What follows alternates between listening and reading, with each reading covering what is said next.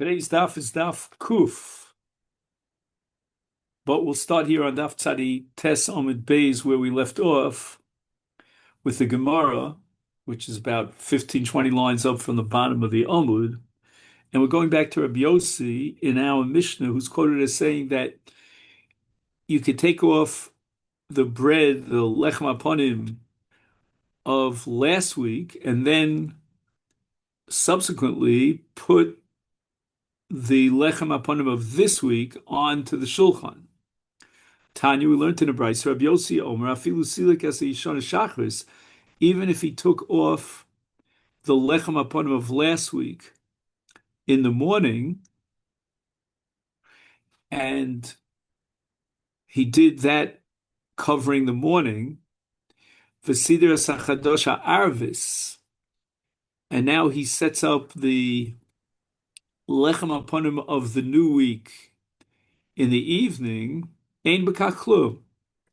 Now, the issue here is that the Torah describes the lechem aponim on the shulchan as tamid, continuously. And those who reject Rabbi Yossi would say that, you take off the lechem aponim and immediately, put on the new lechem. But Rabbi Yossi says no. Elamani mekayim lefonov lefnei tamid. What does the word tamid mean according to Rabbi Yossi? Shlo yolin shulchan below lechem.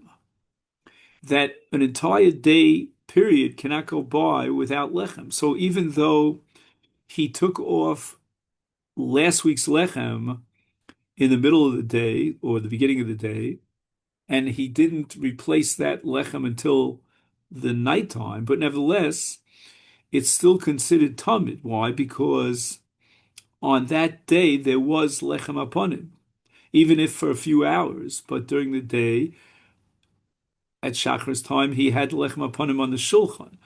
So you can't go an entire 12-hour period, according to Rabbi Yossi, without the lechem on the shulchan. If the lechem is left without, if the shulchan is left without lechem for a 12-hour period, either be a day or be a night, that would be a violation of the commandment of tamid. But nevertheless, here that he had the lechem during the day, took it off, and the next night put on the new lechem, that's sufficient. Now, the Gemara sees the halacha as one level, and obviously the context of this halacha is the shulchan and the lechem aponim on the shulchan, but yet we can see it on a different level from a different perspective. That's the nature of Torah, and we could take it and apply it to the mitzvah of Talmud Torah. Omer of Ami, midvar shel Rabbi Yossi Nilma, we're going to derive from Rabbi Yossi that afilu lo shana adam perek echad shachris perek echad arvis, kie mitzvahs lo yomus, lo yomush sefer Torah zemi picha yom smo. Meaning that when when Yoshua, the great Yoshua, says that the Torah should be studied continuously, what it means is, according to Rabbi Yossi, that concept of continuously, again, will be interpreted as that a day can't go by without Torah study, a night can't go by without Torah study, but as long as you learn Torah during the day, the daylight hours, and you learn Torah during the night, that is a fulfillment of Lo Yamush. Om Rabbi Yochanan Mishum Rabbi Shimon Bar Yochai afilu kara adam el kriyas shma shachas v'yavos kiyem lo yomish. Meaning, Rabbi Yochanan identifies Kriyat Shema as a kiyum of Talmud Torah. Why? Because with regard to the written Torah, any chapter that you read in the written Torah is a mitzvah of Talmud Torah. And since Kriyat Shema is composed of parashios in the Torah, when you read them, you fulfill the mitzvah of Talmud Torah. So therefore, the Torah says, B'shabachav kumecha, at night and during the day you have to read Kriyat Shema. By doing so, you fulfill the mitzvah of Talmud Torah. And according to Rabbi Yossi, the mitzvah of Talmud Torah requires one parak during the day and one parak at night. And that's exactly what he does with Kriyat Shema. We're going to see an ensuing machlokas here as to whether or not we should publicize this idea, because maybe it's not such a great idea that people know that they can get away and fulfill their mitzvah Talmud Torah by just reading Kriyat Shema. But in any event, before we get to that, let's just point out something that's a little bit amazing here. This statement of Rabbi Yochanan is in the name of Rabbi Shimon Bar Yochai. Now, Rabbi Shimon ben Yochai was the one who, in Masechet Brachos, in a very famous sugya, I believe it's on Daf Lamed Hey in Brachos, says that a person should always, constantly be learning Torah. And yet here he seems to be taking a different approach, that just Kriyat Shema, Shachris, and Arvis is sufficient.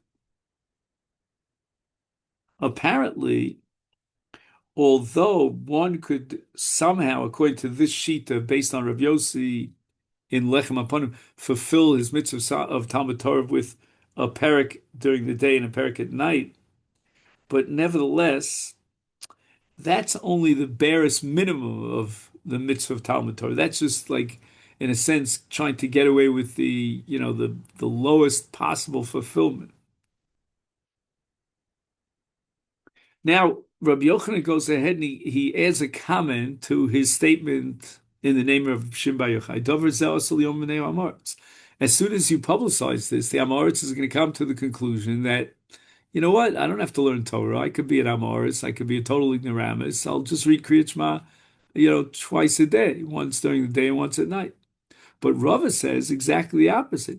Mitzvah li omro mifnei Amoritz. This is something that you should publicize. This is going to strengthen the Amoritz, meaning when the Amoritz has to decide what he wants to do with his children that he's raising, whether he should, send them to a serious yeshiva program or not, just train them to be whatever, plumbers, electricians, carpenters, whatever it might be, then according to Rava, as soon as you transmit to the Amoritz that Kriyat Shema itself is a kiyum of this great mitzvah, for which the Torah says you get such schar and it protects you and it protects your neshama, then certainly he's going to want to give his children the best maximum Torah education. Shaul ben Dama, this is a very famous Gemara that we're going to learn now.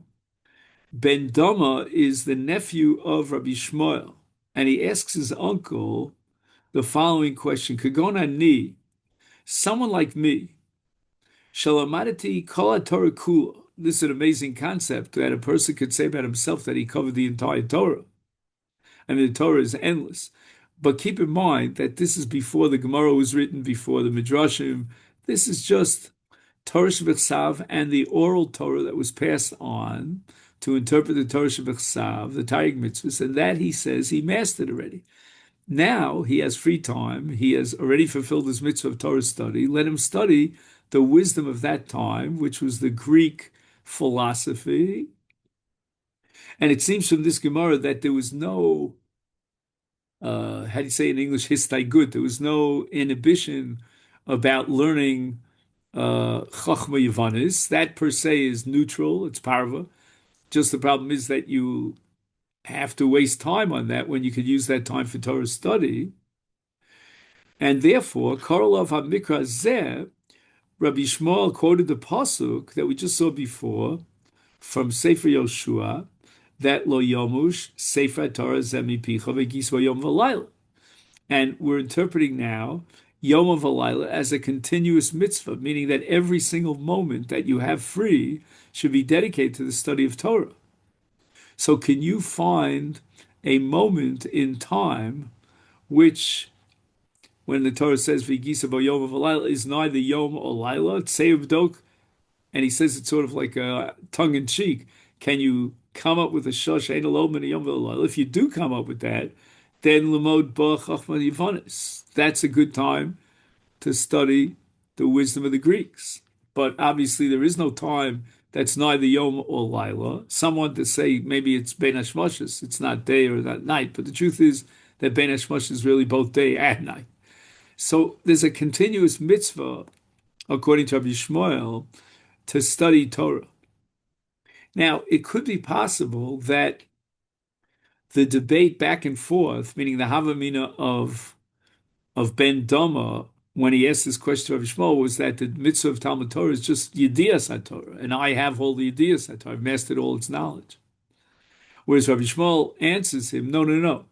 There's a continuous mitzvah in the Maisa Limud, the act of studying Torah, even if you're reviewing that which you know, is still a mitzvah of Talmud Torah, and therefore, tzeiv dok zman shu lo min hayom v'lo min halayl. In any event, this Gemara of Rabbi Shmuel would seem to reflect the sheet of Rabbi Shimon Bar Yochai that we mentioned earlier in Brachos, that the mitzvah of Talmud Torah requires a continuous study 24/7, 7 days a week. The only time that you don't have a mitzvah of Talmud Torah is when you're working to eke out a living, or when you're busy with your biological needs and davening and so forth and so on. But any free time beyond that generates a chiyuv of Talmud Torah. Upliga de Rab Shmuel bar Nachmani. That which Rabbi Shmuel assumes that a person, based on Vigisa Boyom Valayl, is obligated in the midst of Talmud Torah on a continuous basis, that was rejected by Reb Shmuel bar Nachman. Dom Reb Shmuel bar Nachman, Rabbi Yochanan, son. Pasuk Zeh, when the Torah says Vigisa Boyom Valayl, that's not a mandate, that's not an obligation, but Lo Chov Lo Mitzvah Lo Bracha, it's only a blessing. That Ra Kadosh Baruch Hu is Yoshua Shedivrei Torah Chavivin Ol B'Yoser. When HaKadosh Baruch Hu responded to the fact that Yoshua would not leave, even for a moment, Moshe Rabbeinu, his Rebbe, Shenem Mishorsa Yeshua, B'nu Nar V'lo Yomish Mipi Mitocha Ohel. So he sees that what a love for Torah Yoshua displays. Amallah HaKadosh Baruch Hu, God says, you know what, I'm going to give you a divine promise, a blessing. Yoshua, Kol Kach Havinu La Divrei Torah, that Lo Yomish Sefer Torah Zemi Picha, that indeed you will be able to successfully, continuously learn Torah, and that is your reward for being so dedicated to the study of Torah. And Rashi adds another point over here, that God is blessing Yoshua that he won't forget his Torah. Tana Debei Rabbi Shmuel, Divrei Torah lo yolecha chova. I'm going to interpret this Gemara based on the Maral. Very often we see a mitzvah as a burden. After all, it is an obligation. There are those who claim that Shabbos is a burden. But, says Rabbi Shmuel, in regard to Torah study, don't see Torah study as a burden. Because if you do so, it's not going to really keep you going. It's not going to have an impact on your soul. You won't be able to be motivated, but rather love the Torah, do it out of Ava, or as the famous introduction to the Gleital, the Sakachav Rebbe says, you should learn Torah for the sake of Torah because you enjoy the Torah. There's an enjoyment of Torah.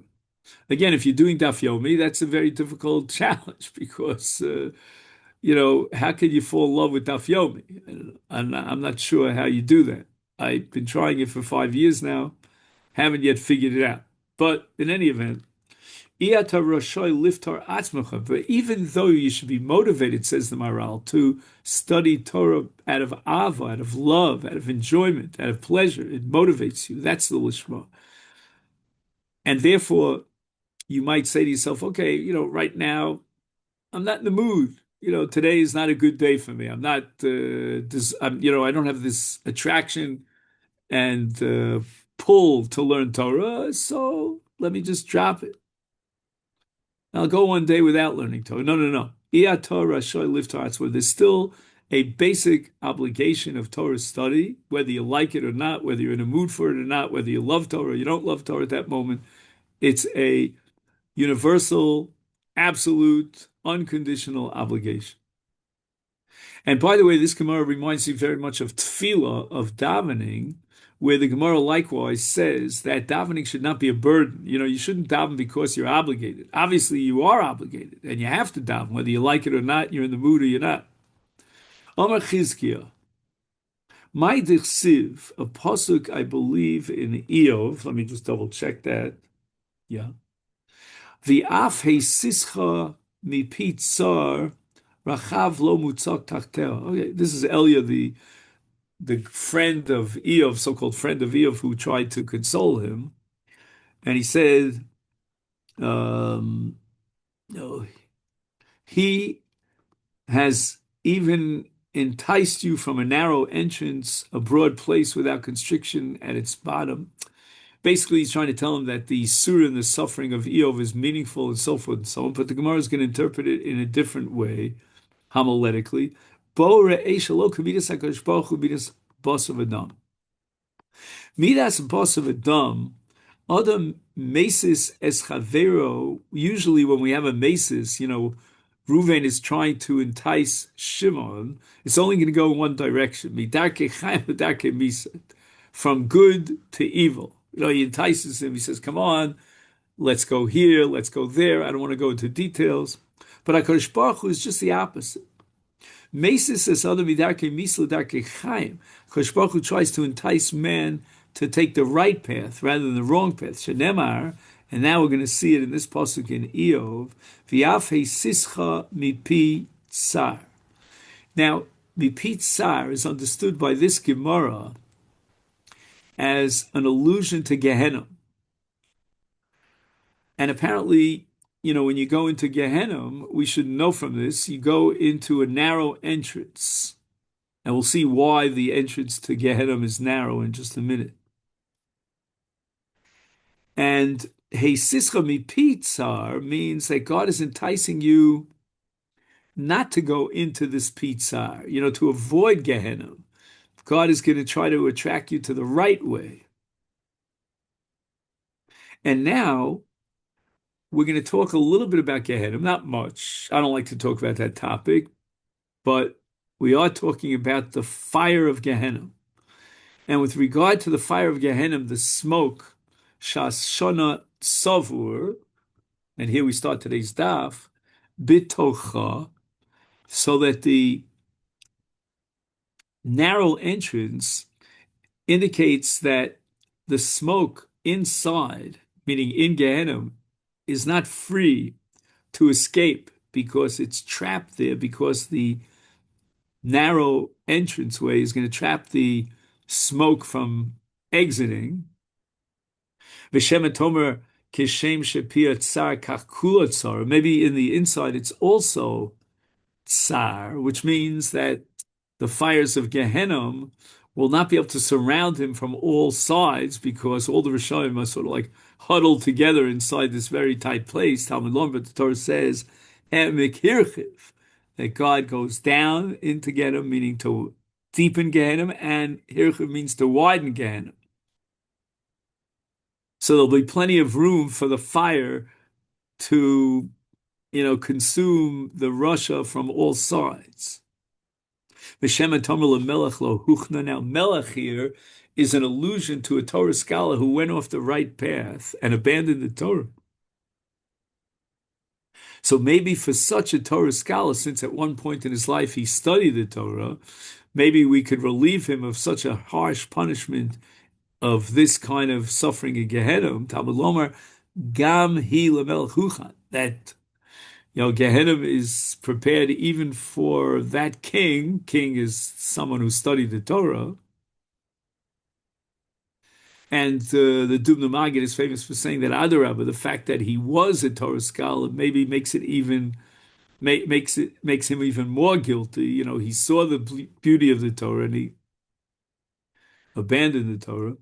Shem Torah ein ba eitzim. Maybe you'll say that, for the place in Gehenna, for this Melech, for the Talmud Chacham who went off the derech, there's not that much wood, so the fire won't be so strong. Talmud Lomar, the pasuk says, Midurasa eish v'eitzim harbe. Be plenty of wood. Shem Tomar zehu schara.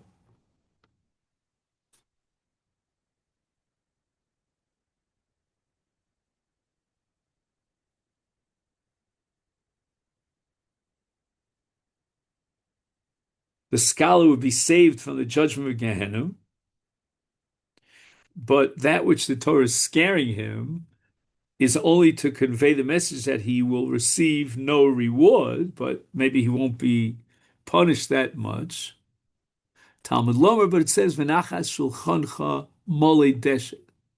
The table will be laden with rich foods, meaning that although the Torah study will not protect him from Gehenna because he abandoned the Torah. But if somebody studies the Torah, he will get a great reward.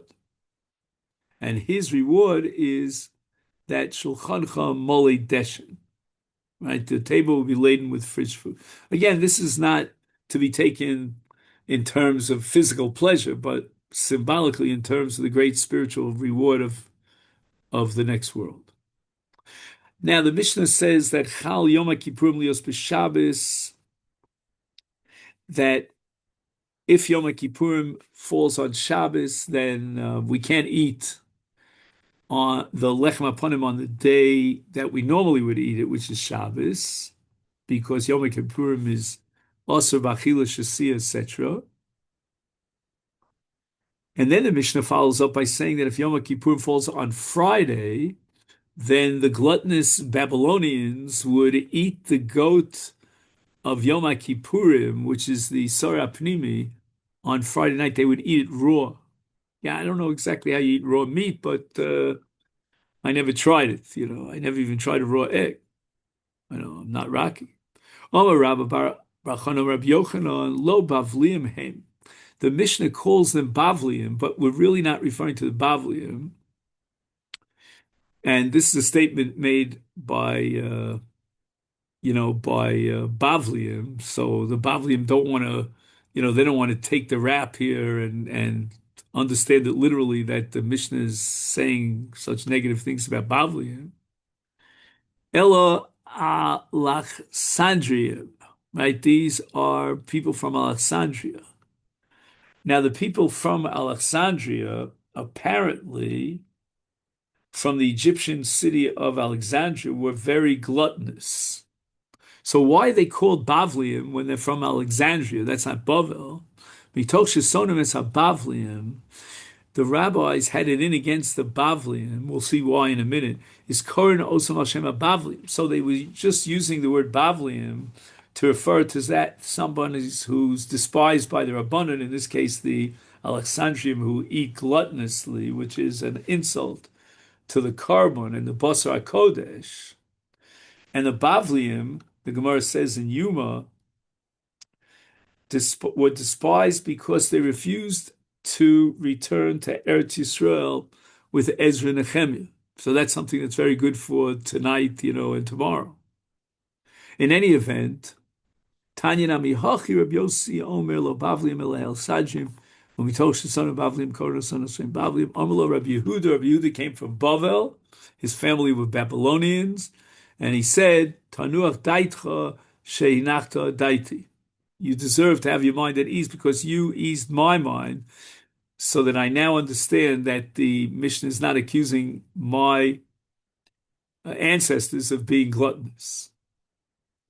Now we start the Mishnah here on Daf Kuf, and the Mishnah says that there's certain wrong ways of preparing the lechem, haponim, and the bazichen, the levona. For example, sider es halechem b'Shabbos v'af, v'es habazichen liachar Shabbos. The arrangement of the lechem haponim and of the bazichen that hold, the spoons that hold the frankincense, the levona, should be done on Shabbos.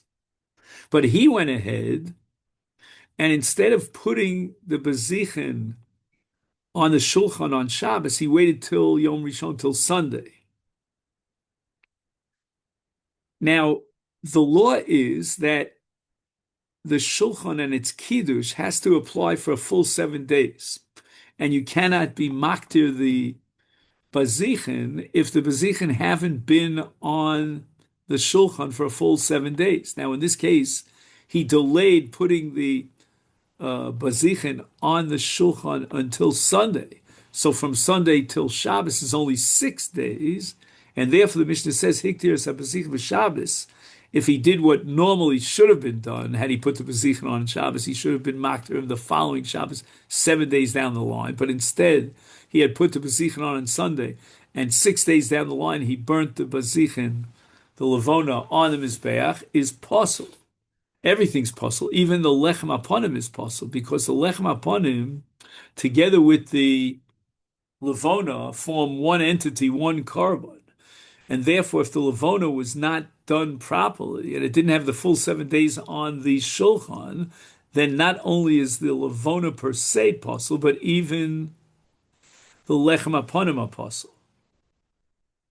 Now, the good news is, so to speak, that even though the lechem aponim are possible, and certainly you're not allowed to eat it, but they are not subject to pigul, which means they wouldn't generate if you ate them a chiyuv kares if the machshava was chutz lizmano. And therefore the Mishnah says, Ein chayov nala mishum pigul nosav v'tamei. All those psulim are not going to be chal because the lechem aponim was already disqualified and invalidated by virtue of the fact that the levona was not burnt on the mizbeach properly because it was only 6 days on the shulchan. Now, again, we can go through this over and over again. Pigul means that he had a machshava chutz zmano. Nosam means he left it overnight. And Tomei means that he ate it bituma. All these different things we've had in the past, and they're all contingent, and all the punishments thereof are contingent on the fact that the carbon, if not for the fact that it was pigul noser or tamei, would have been kosher. But here we're talking about a case where in any event it was possible. So you have a tamei who's disqualified from eating kodshim, but yet the kodshim themselves are disqualified. So normally if you have kodshim that are re'uyim and a tamei eats them, he'll be chayiv kares.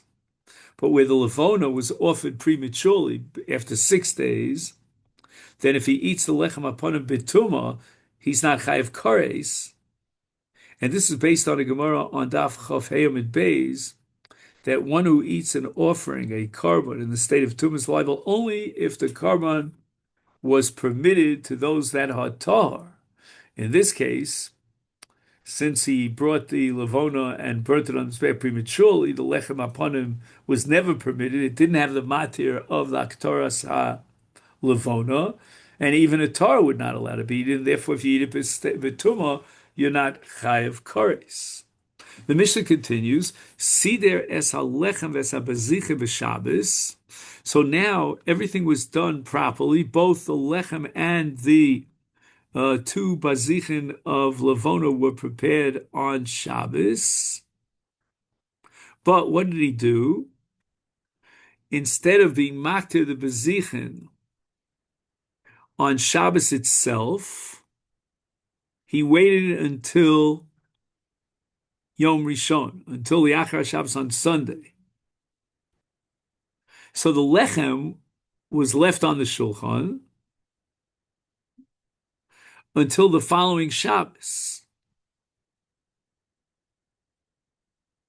But the Haktaras HaLevona was done prematurely, and therefore the lechem becomes possible, because the lechem is dependent upon the levona. And then once again, we're going to apply the principle, Ein chayav l'lev mishum pigul noser v'tamei. So how long was the levona on the shulchan in this case? Not 6 days, but one single day. The lechem therefore becomes possible, and then it's excluded from being subject to pigul, nosar, and tamei. And finally, the Mishnah says, "Sidus halechem habazich leachar Shabbos." Now, the question is, was there kiddush? Because the mitzvah of lechem and levona is on Shabbos, but he waited till Sunday to arrange the lechem upon him on the shulchan. So now from Sunday till Shabbos is only 6 days. So the lechem and the vazichin were only on the shulchan for 6 days, and then the following Shabbos, hiktir es vazichin, Shabbos, he went ahead and he was maktir the levona on the Eish of the Mizbeach 6 days after he put it onto the onto the shulchan. Psula. Okay, fine. That we understand. But Ketzad Yasa.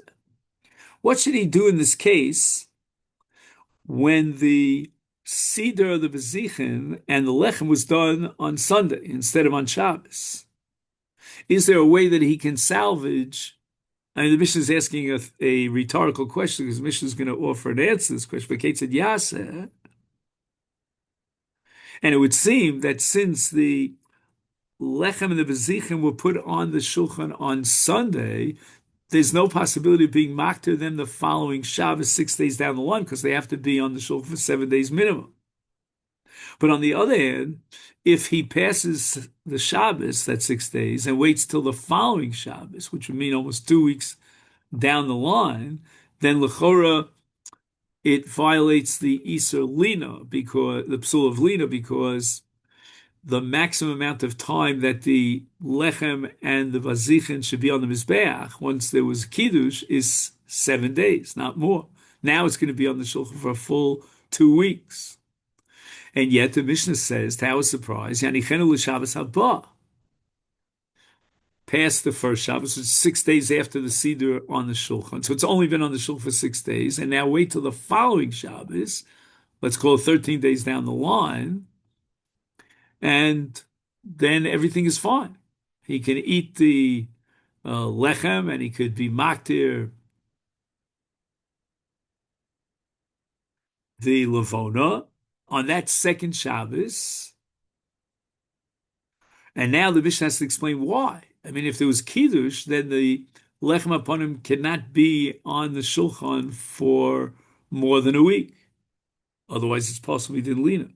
The answer is Shafilu al Shulchan Yomim Rabim Eibekach Klum. Why? Because there was never a Kiddush. Meaning, that which he put on the Shulchan on Sunday is too late for a Kiddush. There's no sanctification. And if there's no sanctification, there's not going to be a psul of lina. So you could leave it on the Shulchan. It will be on the Shulchan for a total of almost 2 weeks, meaning 13 days. And that's Ein B'kach Klum. It doesn't bother. Now we get to the Gemara. Now, the Gemara starts with a whole sugya in Yoma, Masechta Yoma. And this has to do with the avoda of the Kohen Gadol on Yom Kippurim, which begins with daybreak. Omer lehem amamuna, they had somebody in charge, and he would make an announcement, Tsura'u, let the Kohanim go out and see, Im higias man shchita, meaning did the sun come out? Again, when I say the sun come out, I'm not going into nuances here about the difference between dawn and sunrise, between Alos HaShachar and Zricha, whatever it is. And then we can shecht the karbanos of Yom Kippurim because we have to wait until daybreak, till dawn. Before dawn, any avoda is possible. There's no avoda. The Beis Mikdash is closed for business at night. Now, Higia Ra Omer Barkai. The observer will say Barkai. Barkai means I saw, the sun break. Meaning, not that the sun necessarily rose above the horizon, but the light of the sun, because the sun is almost about to rise, projects into the sky. And that's according to the Chacham. Matisyo ben Shmuel Omer, Heir Pnei Kol HaMizrach Ad Shebechevron. What we're going to ask this witness is whether or not he saw the entire east horizon light up as far as Chevron. Uomer Hein. Now, why all this pomp and ceremony, all this detail about having someone to testify and telling us that the sun is already rising and so forth, so long it's okay. Pamachas, because one time Ola Mi'or HaLevana, the Levana had such a powerful light that they mistakenly took it Dimu Sheher Mizrach. They thought that it was the sun, but it was really the moon. and shachtus at tamid. The first shechita of the day of Yom Kippurim, or any day of the week of the year, is going to be the tamid shel shachar, and they went in and shechted it. Botziel lebeis hasreifa. The carbon is possible because, as we said, there's no avod at night. Now, once we're discussing the Kohen Gadol and Yom Kippurim, the Gemara adds another Mishnah in Masechta Yoma about the Yom Kippurim service of the Kohen Gadol, and it says, "Horidu Kohen Gadol lebeis hatfila."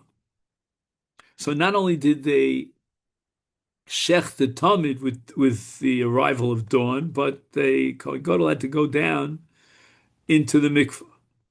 Now here we have to ask a question: what is the nature of this tvila b'mikveh? Immersing oneself in a mikveh, in this case the Kohen Gadol. First of all, we have the question here that's addressed by the Sfas Emes in Masechta Yom about why the Kohen Gadol couldn't do the tefillah at night and dafka during the day. But secondly, why wouldn't it be that, let's say, Kiddush Yadayim Raglayim from the Kior, why wouldn't that be sufficient? Basically, what the Mishnah wants to address now is the following. There's something called tefillah, and there's something called Kiddush Yadayim Raglayim.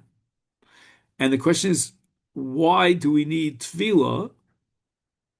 And why do we not need tefillah, but instead it's sufficient to have Kiddush Yadayim Raglayim? Zeh klal ha'Ev Mikdash. Now he gives him the rule that would apply in the Beis HaMikdash. And here we're going to differentiate between what we call in our language, I don't know if you're familiar with this, Gedolim and Ketanim, meaning defecation as opposed to urination, right, to urinate. Kol Maseches Raglov. Now we're talking about someone who defecates, is ton tefillah. He needs tefillah in a mikveh. Now, I don't believe that this tefillah is what we call a tefillah shel tahara. I don't believe that just because you move your bowels, therefore you become tameh. That's ridiculous. But it has to do with nikius. And apparently, especially in those days, they didn't have sophisticated things to wipe yourself with. They used the stone, whatever they used. And there was some excrement that clung to the skin. And therefore, they would need a full body washing. That's called tefillah in this context. It's sort of like a borrowed term. But kalameto mayim, if he only urinates and doesn't defecate, so then all he needs is ton kiddush yadayim raglayim. Now, kiddush yadayim raglayim, I believe, is a halachic matir.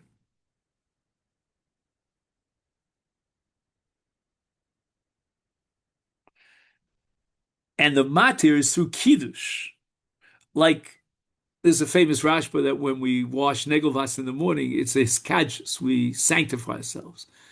And the same thing applies to Kiddush Yadayim Raglayim. Of course, we don't wash our feet, but we wash our hands every morning. And again, to be Mekadosh Yadayim Raglayim, the Kohen had to go to the Kior, and the Kior was towards the west of the Mizbeach, and that would be a Kiddush of the Kohen, meaning his kadjus. Okay, fine. All this is really just background leading up to the following. Tani Avur de Rabbi Oven. We have a teaching in a brisa of Rabbi Oven. And Rabbi Oven is going to tell us the following. We said that if the Talmud was mistakenly shechted by night, it's totally possible, and you have to take it out to the base hasreif.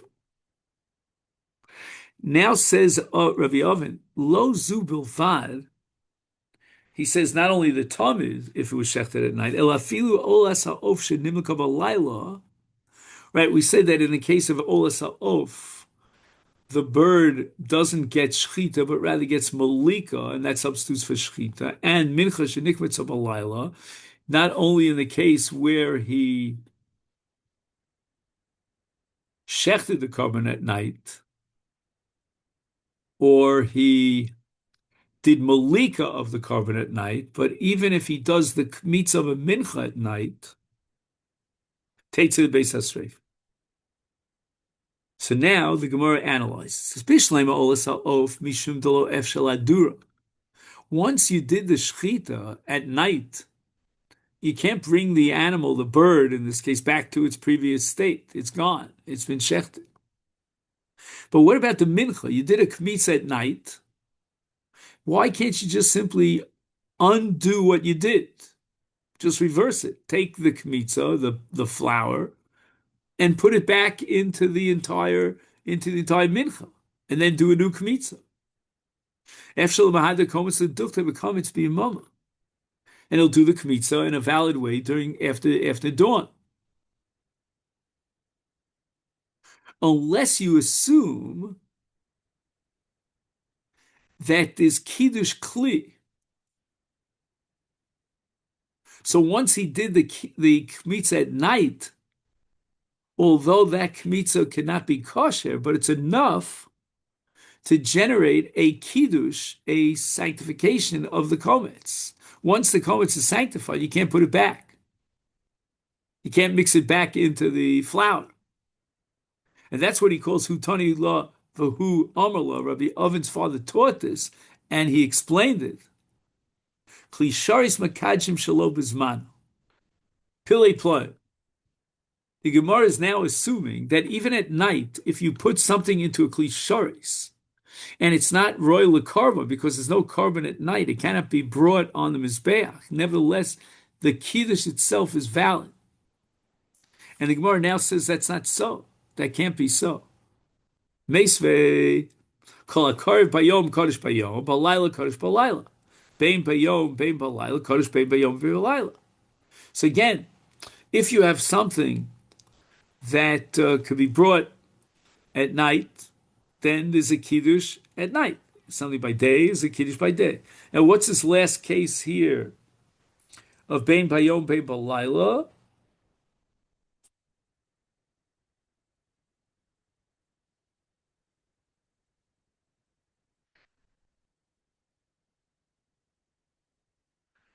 So I don't know. He says here something about minchas nesachim. I'm not sure why that's so. Okay, whatever. Oh, so now we get to the kasha. Kol hakar b'yom kodesh b'yom b'yom in b'layla lo. There's no kiddush b'layla in a case of something that requires hakrava b'yom. So if kiddush b'layla is not possible, then when he put the flour into the klishares at night, and he did the kmitza at night, the kmitza itself is meaningless. It's not kadosh. A klishares obviously cannot sanctify something before its time, meaning before the time it's royal akrova. And now the Gemara uses a kind of a tzvei dinim approach. The Gemara says, "Eino kadosh li karev, kadosh li pasel." There is a kiddush even balayla, even according to this brisa that we're bringing now, that call it kadosh bayom. There is, even if it's karev bayom, there's a kiddush balayla, but that kiddush is only li pasel. It's only a partial kiddush, meaning that if now you want to put the komets back into the pot, back into the klishares for a new kiddush, you can't do that already because there was already a kiddush balayla, and that's called kiddush li pasel. Okay, now we get to Rabbi Zera. Okay. Mosiv Rabbi Zera, you're telling me that there is kiddush shelo b'zmano, at least li pasel. What about our Mishnah? Now let's understand. We learned in our Mishnah that if he put the bazichin on Sunday instead of Shabbos, then it could remain on the shulchan for the next 13 days. And we know that any lechem or levona that's left on the shulchan more than 7 days is pasul midin lina. And why is there no din lina here when you leave it on the mizbeach for 13 days? Because there was no kiddush. That which he set up the bazichan on Sunday is not mekadesh because shalom bismano. See, there's a lechem es habazichan achar Shabbos on Sunday. V'ik there's habazichan b'Shabbos psula ketzad yasa. But how does he get out of it? The Mishnah says yadichenu l'Shabbos haba. So now it's on the shulchan for a full 13 days. And afilu hi al shulchan yom rab. The Mishnah says ein b'kaklu, which means that the reason why the psul here would not be chal because of that overextended period of time that was on the shulchan is because it was never sanctified. According to your shita, that klishas mekadosh shel bismano is likudish really possible. We have here a psul of lina. Why? Because you left it on the shulchan more than 7 days. And why is it more than 7 days? Because it was a kiddush on Yom Rishon, even though Yom Rishon is shalom bismano. Again, keep in mind that the equation, the analogy here of Reb Zera is a little bit loose, not tight. I'll tell you why, because I understand that a full week before it's Zman, you can't be Makadish something in Klisharis. But if you're talking about the night or the end of the night before dawn, before the the breaking of day, okay, that could be understood as a Kiddush. But anyway, Omar Rabbah, Manda Kamosiv Shapa Kamosiv, right? Rabbi Zera, who brought this kasha, is a very good makshan. It's a very solid kasha. But what are we going to do with Avu and Rabbi Oven? We have to defend him. Avu and Rabbi Oven nami masnisa ka'omar. I mean, this is a Tana. You have to take it seriously. So how do we make sense out of it? And the answer is Kasav Laila Ein Mechusas Zman. Yomi Mechusas Zman. Meaning, when you put the lechem or the levona on the shulchan on Sunday, that's completely Mechusas Zman. And then there's no kiddush, and that salvages the validates the lechem and the this. But if you're talking about Laila, then Rabbi Oven, Avud Rabbi Oven holds that Laila Eina Mechusas Zman, meaning it's all part of the same day, and the day begins at night. So there's Kiddush Kli at night, and therefore the Komets, once it was put into a Kli at night, even though it's not Roy La Krova or La Voda, but nevertheless the Kiddush is Chal, Li Pasel, and it cannot be put back into the pot. Gemara doesn't like this.